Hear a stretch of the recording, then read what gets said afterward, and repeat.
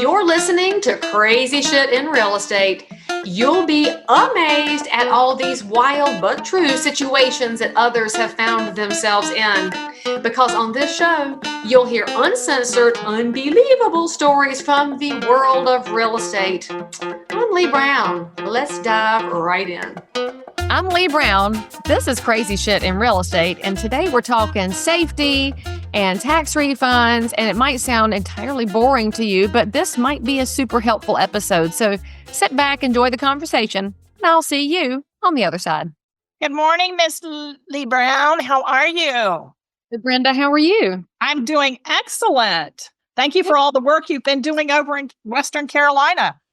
Well, somebody's got to do it, and I'm one of a whole bunch of people pitching in. So we're all grateful to have a chance to serve, and grateful that the president's here today to hopefully get FEMA. I know. That's fantastic. Great job. Shouldn't have taken 4 months, but we'll pick it up from here. Take what you can get, right?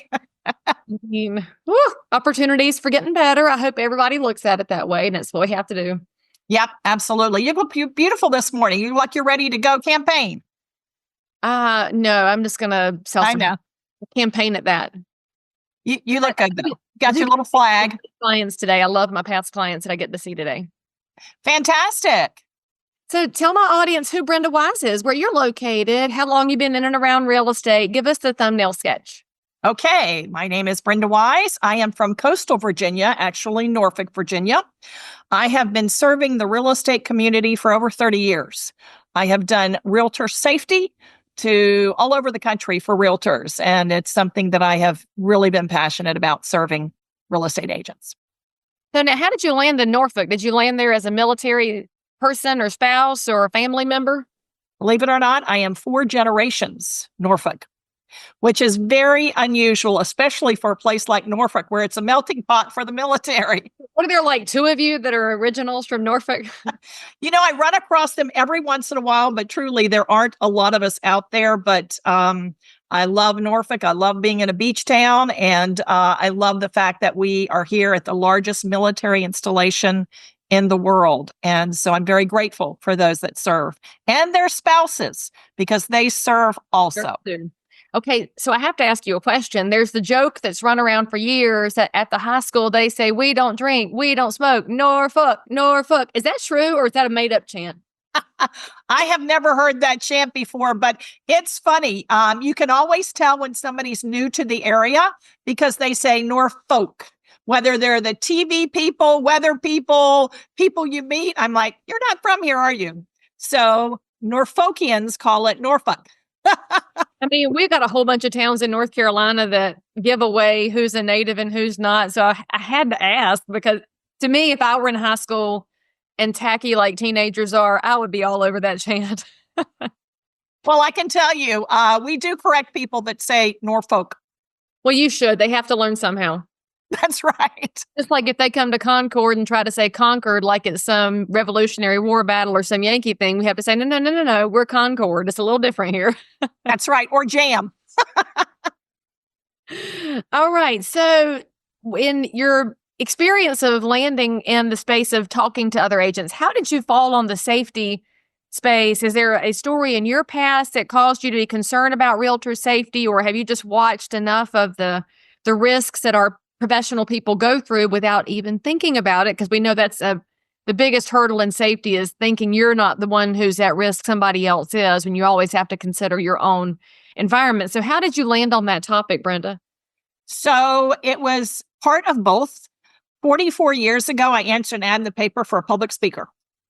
And the franchise owner was here opening up a franchise, and I went to the interview and saw the presentation and went, I can do that. I was a cheerleader. I can speak in front of people. So that started me out. But as I got further on into it, I realized 30 years ago that it was something that really was important to real estate agents, because I was seeing what was going on with the stories of agents I've worked with over the years. And so I thought, this is a place where I can make a big impact. Have you personally ever experienced any of the the safety red flags that we see in real estate where it made the hair on the back of your neck stand up? Because I always tell my agents that you have to listen to your woman's intuition, and that back of your neck is a real place that tells you something's not quite right. Yes. I personally haven't. I guess I started doing this when I was 24 years old, 25. So I know it's just a minute ago.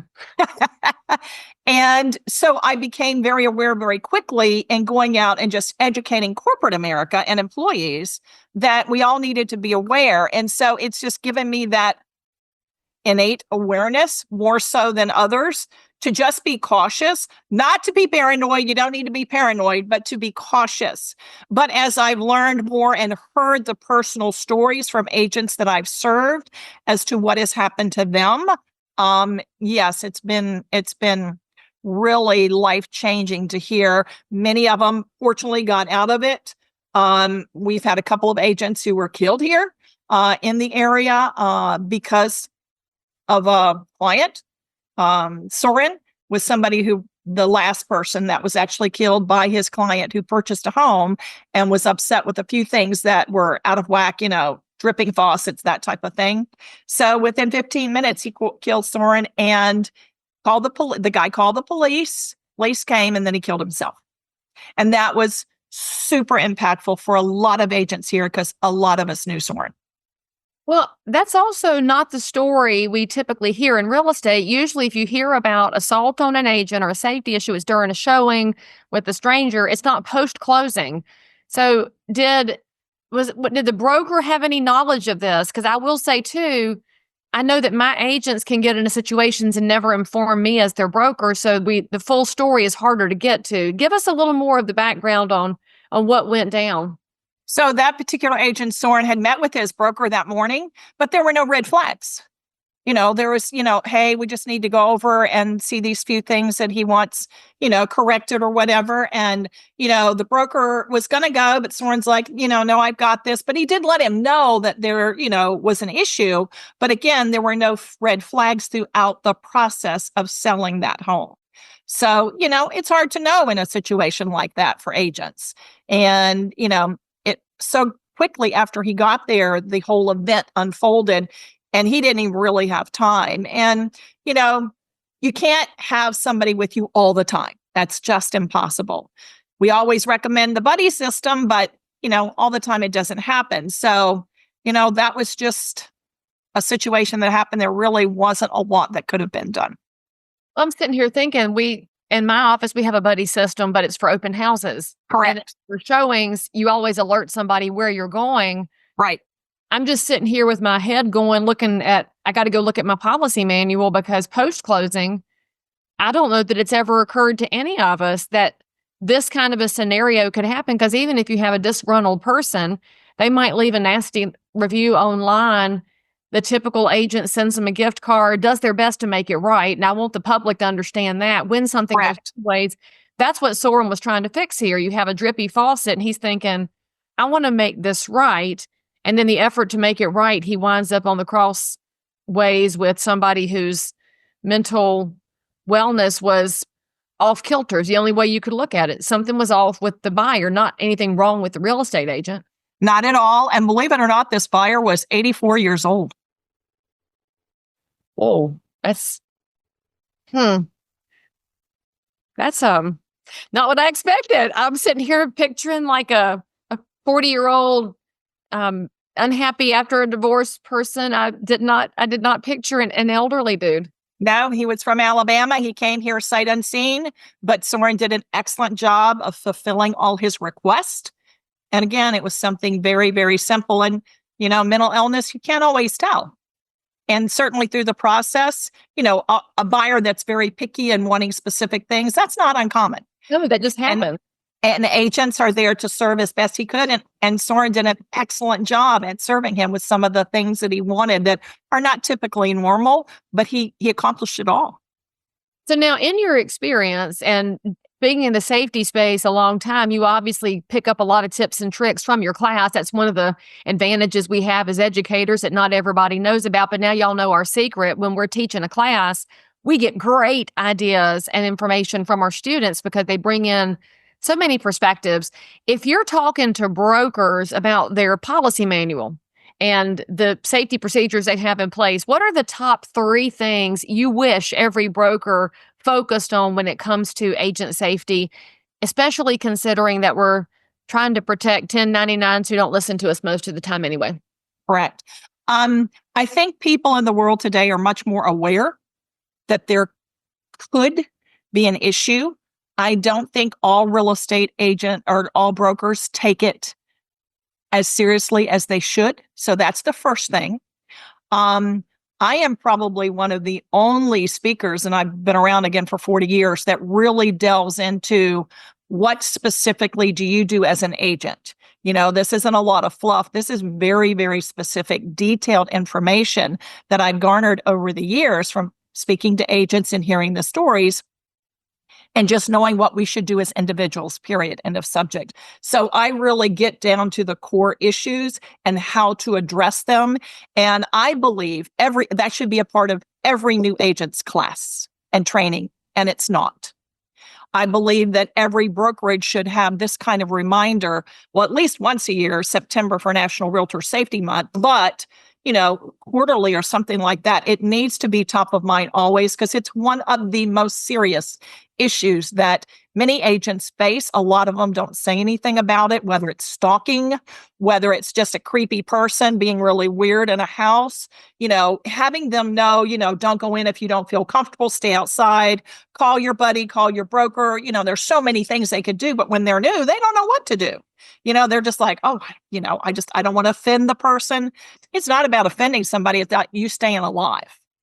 So those are probably number one, to acknowledge and do something to educate your agents is most important. But I see that routinely around the country, people just don't make that a number one priority. Well, and I love that you're mentioning the situations that they don't turn into anything, but they still count when we're figuring out how to talk about safety to agents. You don't have to be murdered for it to matter. And we've talked about scenarios where somebody was in an open house and they encountered somebody that was unfriendly, but they got away, or they were being harassed online through private messages because of a real estate post, and that's not okay. So we have to make sure that we have a reporting mechanism. So if you're an agent, you need to report this back to your broker at a minimum, and you should also consider reporting it to your local real estate association, because I know that here in the Charlotte area, we've got some very active Facebook groups, and when agents encounter odd situations and creepy people that are obviously out for bad, they will put an alert out. And it's not to say that that person may not wind up being real, but be on alert. Here's the behaviors. Here's what we've seen, because we are in a business where we're operating a solo most of the time, and we have to think about how we can protect each other. So when you're looking at the scenarios and you're teaching a class, in how many classes would you say somebody in there has encountered a safety scenario? Probably at least that I hear about. Now, see, a lot of them you won't hear about. People aren't always willing to share. Do you ask them to stick up their hand if they've encountered something that made them feel off? Yes, I do ask them that. And a lot of times I'll have several people in the class who will raise their hand. They might not volunteer specifically what it was, but I will have many. And then I have a lot of them come out afterwards, one-on-one with me, and share their specific story. Many of them will tell me that they were in a rape situation. They've never told anybody, but they will come, share it with me because they feel safe and they understand that I understand, where they're at, and it wasn't their fault. So what do you do with those after somebody comes to you, Brenda? Do you encourage them to go to law enforcement? Do you encourage them to go to the association, or are you just listening? What's your best advice for instructors or brokers who are approached about a story like that? I always recommend, if I hear somebody is sharing that, I tell them right then, go to your broker, go to your association, because like you said, there may be others experiencing this guy, and they have caught people like that when brokers or agents have been willing to share it on an online forum. you hear them start, oh, yes, I was approached by that guy. So I think the more, see something, say something. That's the key motto right now. So sharing it with your broker, sharing it with the association, putting it in your real estate groups. So people that are reading that can say, hey, I do know of a friend that was, harassed by that person or whatever. So I think sharing the information and being very aware, that is always a proactive stance, no matter what. So now, if you're a member of the public who's watching this or listening to this and you're thinking, what's this got to do with me as a good, upstanding citizen of the community? What we want you to know is that you may encounter an agent or a broker with these policies, and you may see a buddy system in place. We want you to understand that that is for your safety as much as it is for the agent's safety, because frankly, there have been some crazy people in real estate who carry realtor licenses. And so it goes both ways. Safety should always be seen as a two-way street, that we're taking care of the public and we're protecting ourselves in our professional capacity. So in that practice of agents communicating with the public and putting in some processes that are going to encourage better safety, what are you seeing as best practices that agents and brokers should communicate to the public, and what should the public expect? So again, I think that you're right, communicating always with your broker, your fellow colleagues. But what I say specifically is, don't be afraid to have that prospect come to the office, because more eyes on them will alleviate or reduce the risk of them doing something, because now eyes have seen them. Having a copy of their license, having people have your agent get the realtor or the broker to meet the client. See, as many eyes as you can get on this person, sometimes it's just not possible, but a lot of times that should be the standard norm. And just tell them, I'm doing that for your protection, but I'm doing it for mine too, and I hope you respect that. And if people don't, then you automatically know there's a red flag there. So if you're in real estate and you're listening to this podcast or watching it and thinking, man, I need some more Leigh Brown answers in my life. Well, guess what, friends? I have a new program that is launching right now called Answers.Real Estate, where I will give you every bit of insight I have to help you grow your real estate business, help you better respond to consumers, to provide a more excellent real estate experience, so that the next time you land on crazy shit in real estate, you'll have a better solution to whatever you ran into. Answers.Real Estate. There are monthly plans available. You will love it. Get your coaching. Sign up with me today.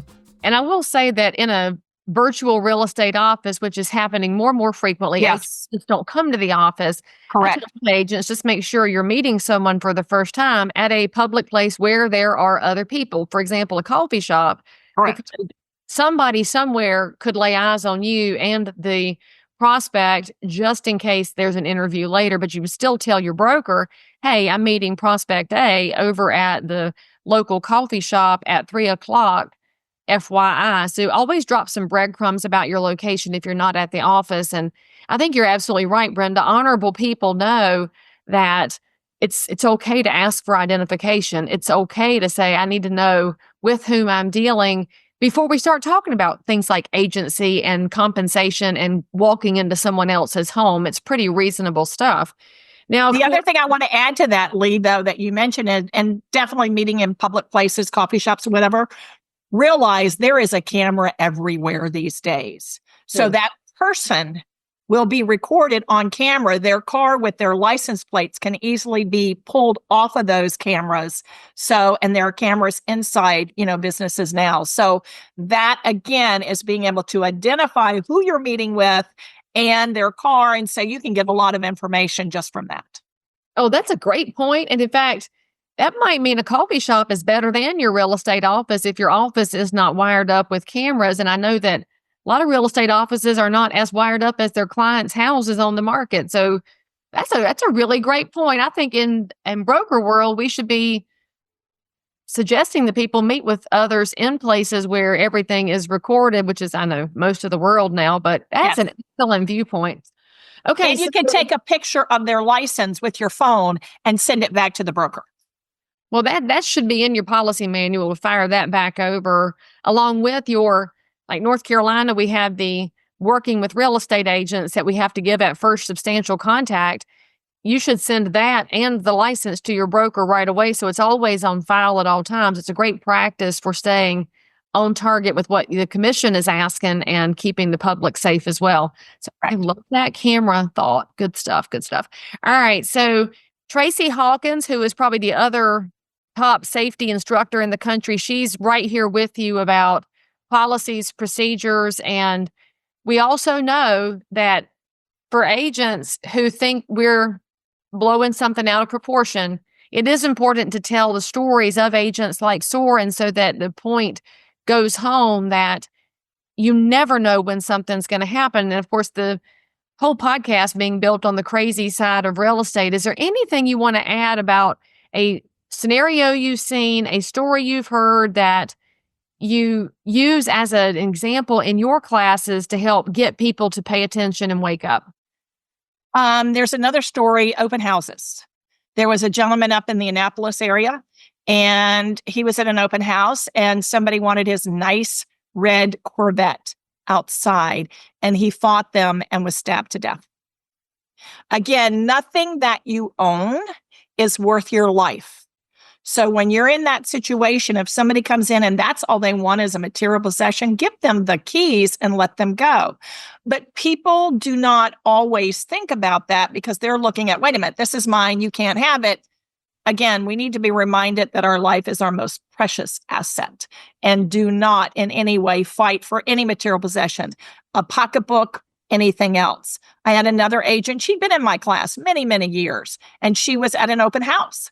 And a guy came in, sat down, and he was there for a long time, and she was getting a really uncomfortable feeling. Fortunately, the agent across the street at an open house saw this guy walking up and down the street and saw that he had gone into this, my friend's agent's house, and she eventually came over and said, is everything all right? She just stuck her head in the door and she could see that my friend was a little disheveled because the guy had pushed her to the ground. And she went back and immediately called the cops. And the guy said, you know what? This is your lucky day because I was going to kill you. He said that out loud? Yes. And he had just been released from jail. Okay. And he said some things that were red flags. You know, my friend's a fireman up the street. Paula knew the area very well. So she's like, oh, who is that? And the guy didn't really give good descriptions. Pay attention to your gut. Like you said, when that hair stands up on the back of your head, you need to get out. And there were an opportunity for her to get out of there as quickly as possible, but she was giving that person the benefit of the doubt. And you never want to do that.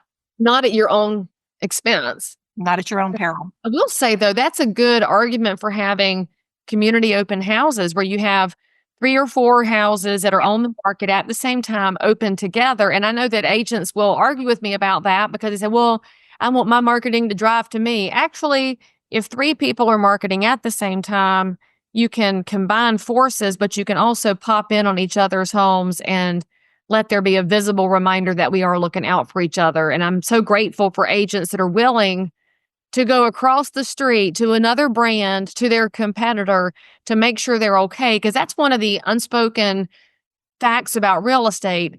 The public makes us out to be super cutthroat, but the practice of real estate is very much, we look out for each other in ways that are just smart and decent ways to be a human. So I'm glad. Invite also your mortgage person, invite your title person at those types of things, because they will help reduce the risk, and it's a partnership anyway. All right. So in addition to your safety angle, Brenda, you've been working hard to help agents be better financial stewards too. Talk to us a little bit about what's your exciting topic right now. Well, we have millions and millions of entrepreneurs, solopreneurs, like real estate agents in this country. In fact, there are 50 million of them, and I am one of them.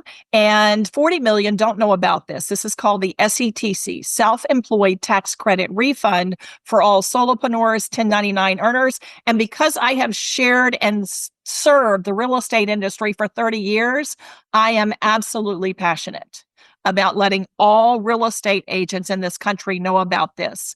Based on COVID and the CARES Act, there is this self-employed tax credit refund. It's up to $32,200. I am working with agents daily, and I just had an agent broker fill in her 20-minute online application. Her estimate is $19,000. I had another one who's $6,000, and her daughter's also an agent. She's getting $16,000. In America today, people really need some help and support. And there is not one reason why a real estate agent should not be applying for this, because everybody was affected. If you're an agent and you were out because of COVID, or you had to shuffle your work schedule, you're getting $500 a day per diem. That's a lot. I talked to an agent just the other day. She said, Brenda, I was out for 3 weeks with COVID in 2021. And she's like, this is such a blessing. Thank you so much for thinking of me to share this. This is not complicated. This process is very simple. You go to an online form, 20 minutes. You give an attestation of what your issues were, whether you cared for children and they were out of school. That's $200 a day per diem. Or for parents, elderly parents. Again, it all adds up. 2021 was an amazing year for real estate agents. And they're all going, I paid so much taxes in 2021. This is an amazing way for you to be able to recruit some of the taxes you paid in that year. And why not? And you've only got less than 90 days. So it is absolutely critical.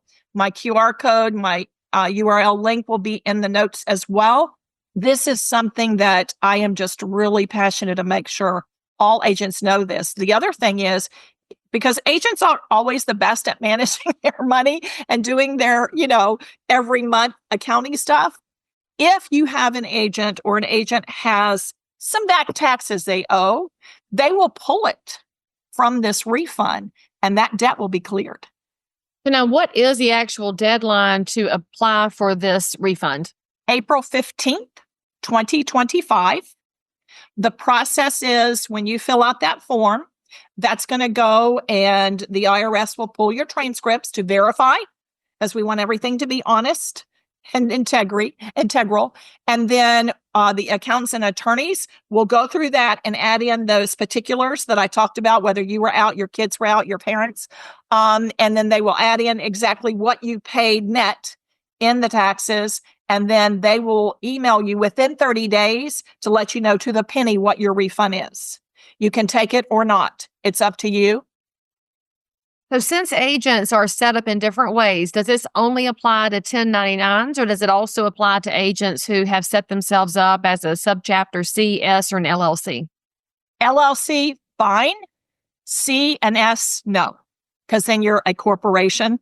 I'm an S Corp, so I couldn't apply for it, but yet I get paid as a 1099 earner. I just put it into my company. So anybody who's a 1099 earner, and I always tell agents, hey, be smart with this. We're always looking for ways to give back and to add value. You've got clients, past, present, you've got prospects. Sharing this information for anybody who's a 1099 earner, your people will thank you and they will refer you in the future, because when you've just gifted them the information and the education and they went on and got $10,000, that's the national average. This is something we should be mindful to share with everybody. Maybe you've got a family member. Maybe your spouse is a 1099. Your hairstylist, typically a 1099. So there's so many people in our lives that we as agents serve. Why not pay it forward? That's what's really important. And anybody can use that link or QR code no matter what. And a reminder, too, for those of y'all that don't like to take assistance, these are just your tax dollars coming home to you. So don't be afraid to apply and see what happens. So thank you for making people aware of that and also stressing that deadline, because none of the programs last forever. And it would be a shame if somebody missed out on their own tax dollars coming home to roost. They don't need to leave it on the table. That's absolutely right. Thanks, Leigh, for allowing us to share this. This is vitally important. Absolutely. Thank you for bringing it forward. And I'm pretty sure I need to ask my hairdresser if he applied for it. I think he did, but I will ask him again because I don't want to leave him out in the cold. And that's part of what we do as realtors, is make sure that we take care of people while we take care of our clients and our businesses too. That's correct. Well, Brenda, if anybody wants to follow up with you on coastal Virginia and safety classes and get more information from you, what is the best way for them to find you? Well, my website is Smart Wise Protection, and my office number is 757-588-8222. And I'm sure that'll be put in the notes and comments. So, yeah, those are the best ways to get a hold of me, and I am very anxious to serve. Look, you just got ahead of me because everything will be in the show notes for this episode. For those of y'all that were walking and listening and you're thinking, man, I need a class in my brokerage. I will say, as a broker, it does make your E&O provider happy if you offer safety classes. I just want to add that little note in there for all the insurance people out there. Yes. We always want to reduce our liability while protecting those who hang their licenses at our firm. So, Brenda, thank you so much for coming on the show and giving us a couple of different angles to think about when it comes to agent safety. My pleasure. Thanks so much, Leigh. All right, y'all, say something nice in the comments or ask a question. Brenda will come back and visit the episode and answer if I don't know the answer. And in the meantime, hit the bell to subscribe, and we'll see you next time. By the way, friends, don't miss my brand new coaching program at answers.realestate, where you can have access to Leigh Brown, submit your questions, have them answered, meet like-minded professionals, have an entire library to help you build your business no matter what happens in the market. Get signed up today. I promise you'll be glad you did. As always, I'm so super thrilled that you joined in for more crazy shit. And if you're a realtor, investor, inspector, lender, or just a regular human being who happens to have an unbelievable story that you need to tell the world about, or frankly, you just need to one-up the story you just heard, then make sure to DM me on Instagram at Leigh Thomas Brown, or tweet me at Leigh Brown, or frankly, any social network where you hang out. I'm there. And if you had some fun, then you totally want to subscribe so you don't miss out on any future episodes.